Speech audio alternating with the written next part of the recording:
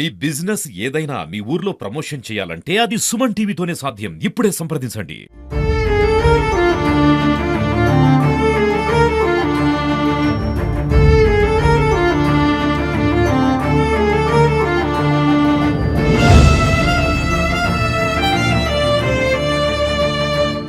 తన కుటుంబీకుల చేతిలోనే తన భర్తను పోగొట్టుకొని పుట్టెడు దుఃఖంతో కన్నీరు మున్నీరవుతుంది భార్గవి.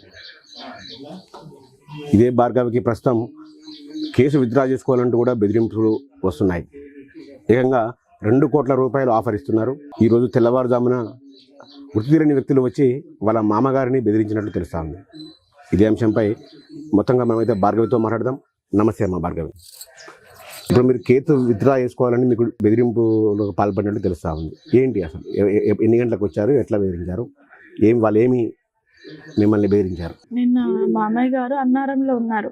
అంటే మేము ఇటు వచ్చేసినాం, ఎమ్మెల్యే వాళ్ళు ఇట మాట్లాడడానికి రమ్మన్నారు. మేము ఇక సూర్యాపేటకు వచ్చేసినాం. మామయ్య ఇంకా బంటికి తలగూరు పెట్టడం వల్ల తనను అక్కడనే ఉంచాలని చెప్పి అక్కడనే ఉంచిండ్రు. అయితే మేము ఇటు వచ్చేసిన తర్వాత ఈవినింగ్ టైంలో ఇంకా మామయ్యకి ఎవరో ఇద్దరు బయటికి రమ్మని పిలిచారంట. ఇంకా మామయ్య ఏమనుకుంటాడు, ఇంకెవరైనా వస్తారు కదా మాట్లాడడానికి, లేకుంటే బంటి ఫ్రెండ్స్ ఏమో అని చెప్పి వాళ్ళ దగ్గరికి వెళ్ళిండు. 2 వీలర్ మీద వాళ్ళు 2 మెంబర్స్ వచ్చారంట. వచ్చి నువ్వు కేసు విత్డ్రా చేసుకోకపోతే మాత్రం నిన్న మీ కోడల్ని చంపేస్తాం, 2 కోట్లు ఇస్తాం మీకు, కేసు విత్డ్రా చేసుకోండి అని చెప్పి మాట్లాడిండ్రంట. ఇంకా మా మామయ్య ఏజ్డ్ పర్సన్ కాబట్టి ఇంకా తనకేం తెలియదు. ఇంకా బంటి చనిపోవడంతోనే తను ఏం ఆలోచిస్తుండో ఏం చేస్తుండో కూడా తనకు అర్థం కావట్లేదు. అట్లా ఇంకా తను ఏడ్చుకుంటూ మాకు ఫోన్ చేయడం జరిగింది. అప్పుడు ఇట్లా మా అన్నయ్యకి ఫోన్ చేసి ఇట్లా నన్ను చంపేస్తా, కోడల్ని చంపేస్తాం, మీ కోడలికి ఒక 1 crore, నీకు 1 crore ఇస్తా అని చెప్పి బెదిరించారు. ఇంటి దగ్గరకు వచ్చాని చెప్పిండు మామయ్య. మేము వెంటనే ఇక్కడ సూర్యాపేటలో ఉన్నప్పుడు ఇంకా కలెక్టర్ దగ్గరికి వెళ్ళి మేము కంప్లైంట్ ఇవ్వడం జరిగింది. ఇట్లా మాకు వాళ్ళ నుంచి బెదిరింపులు వస్తున్నాయి, మమ్మల్ని రక్షించండి, మాకు ఫాస్ట్ ట్రాక్ కోర్టు ఖచ్చితంగా కావాలి, తొందరగా ఏర్పాటు చేయండి అని చెప్పి కంప్లైంట్ ఇచ్చి మాకు ఏదో ఒక ఉపాధి కలిగించండి అని చెప్పి మాట్లాడొస్తే కలెక్టర్ గారు సరే అని చెప్పి మాట్లాడతామమ్మా, ఖచ్చితంగా మీకు రక్షణ కల్పిస్తాము, మీరు జాగ్రత్తగా ఉండండి, మీ ఇంటి ముందు మేము పోలీసు వాళ్ళని పెడతాము అని చెప్పి మాట్లాడడం జరిగింది కలెక్టర్ గారు. ఓకే, నీ భర్తను చంపింది నీ కుటుంబమే. నీ న్యాయ పోరాటం ఎలా ఉంటుంది? సో నీ రక్త సంబంధికులకు ఎటువంటి శిక్ష పడాలని కోరుకుంటున్నాను మీరు? వాళ్ళకి ఖచ్చితంగా జీవిత ఖైదు శిక్ష పడాలి. ఎందుకంటే ఇప్పుడు ఒక వ్యక్తిని చంపేంత కోపం ఎందుకు ఉంటుంది అంటే, మా పేరెంట్స్ని మేము ఒక రూపాయి ఇవ్వండి, ఒక పైసలు ఇవ్వండి కట్నం అని చెప్పి ఇట్లా బెదిరించడం అవి ఏది చేయలేదు. మా అంతటా మేము ఉంటున్నాము, మా జీవితం మేము గడుపుతున్నాము. వాళ్ళని ఏది ఒక్కసారి కూడా మేము మాట్లాడకపోయేది, వాళ్ళ ఇంటికి కూడా వెళ్ళలేదు, వారు ఊర్లకు కూడా మేము వెళ్ళి తిరగలేదు, ఏది చేయలేదు. వాళ్ళే ఇట్లా ఎస్సీ అని చెప్పి కులాంతర వివాహం చేసుకున్నారు, ఇట్లా అని చెప్పి వాళ్ళకి కులం పిచ్చి బాగా, అట్లా అని చెప్పి బంటిని చంపేయడం జరిగింది. వాళ్ళు మీ కుటుంబీకుల కులం పిచ్చి అంటున్నారు. నీకు నీ భర్తకు థ్రెట్ ఉందని తెలిసి కూడా మీరు ఎందుకు ముందస్తుగా పోలీసులను ఆశ్రయించలేదు? అంటే మేము ఇంకా లవ్ మ్యారేజ్ కదా మాది, ఇంకా పేరెంట్స్ ఎవరైనా కోపం మీద ఉంటారుగా, 1 year తర్వాత ఇంకా వాళ్ళే మాట్లాడతారులే అని చెప్పి మేము ఆల్రెడీ డిస్కషన్ చేసుకున్నాం ఇంతకు ముందే. ఏం కాదులే, ఇప్పటికి ఇంకా కొత్తగా కదా మనం పెళ్లి చేసుకుంది, తర్వాత అయినా మాట్లాడతారులే అని చెప్పి మేము మాట్లాడుకున్నాం. కానీ మరీ ఇలా దారుణంగా చంపేస్తారని చెప్పి ఎక్స్పెక్ట్ చేయలేదు. బంటి కూడా ఇంకా అట్లా అని ఎక్స్పెక్ట్ చేయలేదు. అంటే సూర్యాపేటలో పెళ్లి చేసుకున్న తర్వాత సూర్యాపేటలోని కాపురం పెట్టారు కదా, అసలు అది మీకు ఆ థ్రెట్ అని భయం ఎప్పుడైనా మాకు ప్రమాదమే అనిపించలేదు? ఎందుకు దూర ప్రాంతాలకు వెళ్ళలేదు మీరు?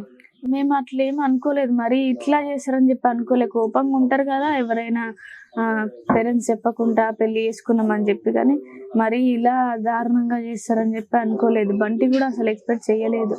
బంటి కూడా అన్నాడు, సర్లే నిమ్మలంగా మేము వాళ్ళు మంచోళ్ళే కదా, మనతో కలుస్తారులే అని చెప్పి మాట్లాడుకున్నాం మేము అప్పుడు. అంటే మీ నాన్నమ్మ, మీ అన్నలు, మీ నాన్నపై గతంలోనే కేసులు ఉన్నాయని పోలీసులు చెప్తున్నారు. అవును. అసలు వాళ్ళు ఏం నేరాలు చేశారమ్మా ఇంత ముందు? వాళ్ళు ఇంకా ఊర్లో గొడవలు అవి నార్మల్ గా గొడవలు. అంటే ఎటువంటి గొడవలు పోయేవాళ్ళు? ఎట్లా? ఫ్రెండ్స్ గొడవలు, ఇంకా ఇట్లా డాడీ చైర్మన్ ఉన్నప్పుడు అవి గొడవలు. అంటే బంటికి కూడా నేర చరిత్ర ఉందని పోలీసులు ప్రెస్ మీట్ అయితే చెప్పారమ్మా. బంటి ఏం చేసేవారు అసలు? సెటిల్మెంట్ ఏం చేసేవారు? సెటిల్మెంట్లు అవేం కాదు, ఉమ్, రియల్ ఎస్టేట్ అంటే నార్మల్ గా మేము మంచిగా బతకాలి, మేము ఇల్లు కట్టుకోవాలని చెప్పి ఉమ్. ఇట్లా మాకు ఒక ప్లేస్ కావాలని చెప్పి మాట్లాడడం, వెళ్ళి అలాంటివి చేయడానికి వెళ్ళేవాడు. ఓకే. అంటే మీ ఫ్యామిలీ ఇప్పుడు మొత్తం మీ భర్త అయితేంది, మీ ఫ్యామిలీ అయితే మొత్తం కూడా క్రిమినల్ రికార్డులో ఉన్నారు. అంటే లవ్ చేసే ముందు నువ్వు వెనక ముందు ఆలోచించావా? అంటే ఇది జరగబోయే ప్రమాదాన్ని ఏమన్నా ముందరే ఊహించలేదా అసలు? లేదు, బంటి అయితే ఎలాంటి గొడవలకు పోడు. మాక్సిమం ఏదన్నా వచ్చి అంటే మంచి మనిషి కాబట్టి నలుగురు వచ్చి బంటితో మాట్లాడతారు, అన్నయ్య ఇట్లా అయింది మాకు కొంచెం మాట్లాడుదురా ఒక పెద్ద మనిషి లాగా అని చెప్పి పిలిచేవారు తప్ప బంటి మీద ఎలాంటి కేసులు ఉండవు. వేరే వాళ్ళు కోపం వచ్చి ఇట్లా ఆయన కూడా ఉన్నాడని చెప్పి కొంతమంది ఇరికియడం జరిగింది. బంటి ఎలాంటి గొడవలు చేయలే ఇప్పటి వరకు. ఓకే. అసలు కృష్ణకు మీకు ఎక్కడ మొదలైందమ్మా ప్రేమ? ఎలా స్టార్ట్ అయింది? 3 years బ్యాక్ నుంచే మేము లవ్ చేసుకుంటున్నాము. ఇట్లా మా ఇంటికి వచ్చేవాడు అప్పుడప్పుడు బంటి, అన్నయ్యతోనే వచ్చేవాడు, పెద్ద అన్నయ్యతోనే వచ్చి ఇంకా తన ఇష్టం ఏందో నాకు ముందు చెప్పేశాడు. కొన్ని రోజులు మాట్లాడిన తర్వాత ఇంకా నేను వెయిట్ చేసా, నేను కూడా ఇష్టం అని చెప్పేసిన.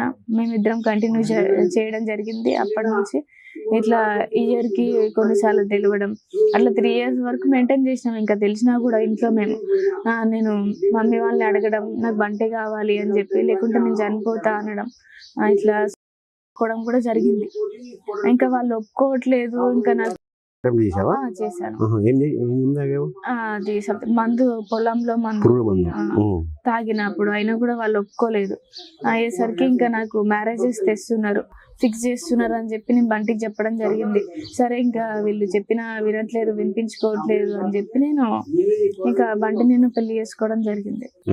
అయితే మీ కుటుంబ సభ్యులతో మాట్లాడినప్పుడు అమ్మా, అంటే మా కూతురు గతంలో కూడా ఇంకోతన్ని ప్రేమించింది, అదంతా చిన్న వయసు అనుకున్నాము, ఏం తెలియనితనం వయసు అనుకున్నాం అంటారు, నిజమేనా అది?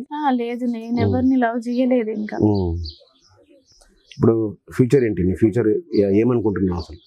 నాకు ఏదో ఒక ఉపాధి కలిగిస్తే ఇంకా మా మామని చూసుకుంటా. ఎందుకంటే మేము ఇంకా చదవడానికి కూడా నా దగ్గర 1 రూపీ కూడా లేదు, ఎట్లా చదువుకోవాలి? కనీసం మా మామయ్యని చూసుకోవాలన్నా నాకు ఏదో ఒక ఉపాధి కలిగిస్తే నేను మా మామని చూసుకుంటాను. మీ పెళ్ళైన తర్వాత, బంటిని పెళ్లి చేసుకున్న తర్వాత కృష్ణ ఫ్యామిలీ నిన్ను ఎలా చూసుకుంది? చాలా బాగా చూసుకున్నారు. వాళ్ళు ఒక పేరెంట్స్ లాగా, ఒక అమ్మ నాన్న లాగా నన్ను ట్రీట్ చేసిరు. వాళ్ళ ఇంటికి వెళ్ళినప్పుడు చాలా మంచి వాళ్ళు కూడా మంచిగా చూసుకున్నారు. నాకు ఎలాంటి ఇబ్బంది కలిగించలే వాళ్ళు. వేరే ప్రాంతంలోకి వెళ్తే పెళ్లి చేసుకున్న తర్వాత కృష్ణకి ఈరోజు ఇలాంటి జరిగేది అయితే కాదు, ఎందుకు అలా చేయలేకపోయారు అసలు? మేము ఎందుకు, సూర్యాపేటలోనే ఉన్నాడు కదా చిన్నప్పటి నుంచి బంటి, ఇంకా ఈ ఏరియా తనకు తెలుసు కదా అని చెప్పి అందరు ఫ్రెండ్స్ ఉంటారు. ఇంకా మనం వేరే దగ్గరికి వెళ్తే ఎవరు తెలుసు మనకి? అయినా హైదరాబాద్ లో ఏడన్నా ఉంటే నేను ఎట్లా రియల్ ఎస్టేట్ చేయగలుగుతా? ఇక్కడైతే నాకు అందరు తెలుసు, కాల్ చేస్తారు, అది ఇది అని చెప్పి మాట్లాడతారు. అందుకే ఇక్కడే ఉందాము అని చెప్పి మాట్లాడండి బంటి. అంటే బంటి కూడా ఒక స్టార్ లోకల్ గా, అంటే ఫ్రెండ్స్ మా ఫ్రెండ్స్ నన్ను ఏం చేస్తారని ఓవర్ కాన్ఫిడెన్స్, అంటే ఫ్రెండ్స్ సర్కిలింగ్ ఎక్కువ. బంటి బాగా మంచోడు, అందరికి హెల్ప్ చేస్తూ ఉండేవాడు. అట్లా నా ఫ్రెండ్స్ చెప్తారు, లేదని ఉంటే నాకేం కాదులే, ఏదైనా ఉంటే ఎమ్మటే నాకు ఇన్ఫర్మేషన్ ఇస్తారని చెప్పి తను ఎక్స్పెక్ట్ చేసిండు. కానీ ఫ్యామిలీయే చేసింది, అది బయట వరకు రాలేదు, ఫ్రెండ్స్ వరకు. అంటే వాళ్ళ క్యాస్ట్ వాళ్ళని వాళ్ళు తీసుకొని ఇట్లా చేయడం జరిగింది. అదే వేరే వాళ్ళని పిలిచి ఇట్లా సూర్యాపేటలో ఇంకెవరితోనైనా మాట్లాడడం జరిగితే ఖచ్చితంగా బంటికి ఇన్ఫర్మేషన్ వచ్చేది. ఓకే. ఈ మొత్తం ఎపిసోడ్ లో మీ నానమ్మ పైపై అన్ని వీళ్ళు చూపుతున్నాయి, నానమ్మే కారణం అని. సార్, నానమ్మ నిజంగా రౌడీనా మొదటి నుంచి? అంటే రౌడీ అంటున్నారు అందరూ, అంటే ఆ మనస్తత్వం ఉండేదా? ఊర్లో పెద్ద మనిషి నాయనమ్మ, ఇంతకు ముందు పంచాయతీలు చేసేది, అందరికి చెప్పేది. మరి మాది ఇలా ఎందుకు చేసిందో తెలియదు. ఆమె కూడా చాలా పంచాయతీలు చేసింది, లవ్ మ్యారేజ్లని అవి. అప్పుడు తనకు తెలియదా? ఇప్పుడు మాది కూడా లవ్వే కదా. ఆమె పెద్దది కాబట్టి వాళ్ళకి మంచి చెప్పేది పోయి వాళ్ళని బెదిరించడం, మీరేం చేస్తుర్రు అట్లా పోతే అని చెప్పి అట్లా చేయడం మంచిది కాదు కదా. ఒక పెద్ద మనిషి, నలుగురికి చెప్పే మనిషి, నలుగురికి చెడగొడుతుందా ఇంట్లో? ఇప్పుడు ఫైనల్ గా ఏం కోరుకుంటున్నావు అమ్మా ఇందులో? ఇప్పుడు నువ్వు ఏం చదువుతున్నావు? ఇప్పుడు డిగ్రీ సెకండ్ ఇయర్. గ్రూప్ ఏంటమ్మా? BBA. నెక్స్ట్ మీ ఎడ్యుకేషన్ కొనసాగిస్తున్నావా? ఆ, ఏంటి నీ లైఫ్ గోల్స్ ఏంటి? అవును నేను ఏదో ఒక అంటే ఫైనల్ గా అయితే ఇక్కడే సెటిల్ అవ్వదలుచుకున్నావా, లేకపోతే మీ ఇంటికి వెళ్తావా ఏంటి? నీకంటూ ఒక చాలా లైఫ్ ఉంది, ఏం చేయబోతున్నావు? నేను మా పేరెంట్స్ తోనే ఉండను, ఎందుకంటే నా బంటిని చంపేసిర్రు వాళ్ళు. నేను వాళ్ళతో ఎలా ఉండగలుగుతా? నాకు మా మామ ఉన్నాడు, మా వదిన ఉన్నది, అన్నయ్య ఉన్నాడు, వాళ్ళతోనే నేను ఉంటా. మా మామని నేను చూసుకుంటా. నాకు ఏదో ఒకటి ఉపాధి కలిగించారనుకో, నేను ఆ పైసలతోనే, వాళ్ళు ఇచ్చిన పైసలతోనే నేను చదువుకొని మా మామయ్యని చూసుకొని మళ్ళీ ఆ జాబ్ నేను చేసుకుంటా. ఓకే, కలెక్టర్ గారిని కలిసారా ఉపాధి గురించి కానీ? అవును, ఏమన్నారు కలెక్టర్ గారు? నేను చూసుకుంటానమ్మా, మీరు చదువుకోండి అని చెప్పి మాట్లాడారు కలెక్టర్ గారు. ఇప్పుడు బెదిరింపులు వచ్చాయి, సెటిల్మెంట్ చేసుకోవాలని, కేసు విత్డ్రా చేసుకోవాలన్నారు కదా, దీనిపైన ఏమైనా పోలీసులకు ఫిర్యాదు చేశారా? కలెక్టర్ గారికి డైరెక్ట్ చెప్పాము మేము, మీ ఇంటి దగ్గరికి మేము పోలీసులు వాళ్ళని ఉంచుతాము, మీరేం భయపడకండి, మీ దగ్గర ఎప్పుడైనా ఫోన్ ఉంచుకోండి, ఇట్లా షీటింగ్ నెంబర్ ఉండాలి నీ దగ్గర అని చెప్పి పోలీస్ వాళ్ళ నెంబర్ ఉంచుకోండి అని చెప్పి మాట్లాడడం జరిగింది. పోలీసులను పంపించారు ఆల్రెడీ ఇంటికి. చిన్నతనంలోనే భర్తను కోల్పోయి ఇంకా ఆల్మోస్ట్ రేపు 2-3 రోజుల్లో కార్యక్రమం ఉంటుంది, విధవగా మారిపోతుంది. సో నువ్వు సమాజంలో ఉన్న ప్రేమను వ్యతిరేకించే పేరెంట్స్కి ఏం సలహా ఇస్తావు, ఏం మెసేజ్ ఇస్తావు? అంటే ఆడపిల్ల మనసునైనా పేరెంట్స్ అర్థం చేసుకోవాలి ఒక్కసారి, ఎందుకంటే తన మనసులో ఏముందో అర్థం చేసుకుంటేనే కదా తను మంచిగా ఉండేది. సరే మీ మాట వినలేదనుకో వదిలేసేయండి, మీ బిడ్డ కాదనుకోండి, చచ్చిపోయింది అనుకోండి, లేకుంటే అంటే వేరే పేరెంట్స్ వాళ్ళ కొడుకుని చంపేయడం ఎందుకు? నీ బిడ్డని చంపుకోండి, వినకపోతే నన్ను చంపేయచ్చు కదా. ఇప్పుడు వాళ్ళ బంటిని చంపేయడం వల్ల పేరెంట్స్కి ఎంత ఇబ్బంది. సరే నన్ను చంపేస్తే ఇదైపోయేది కదా.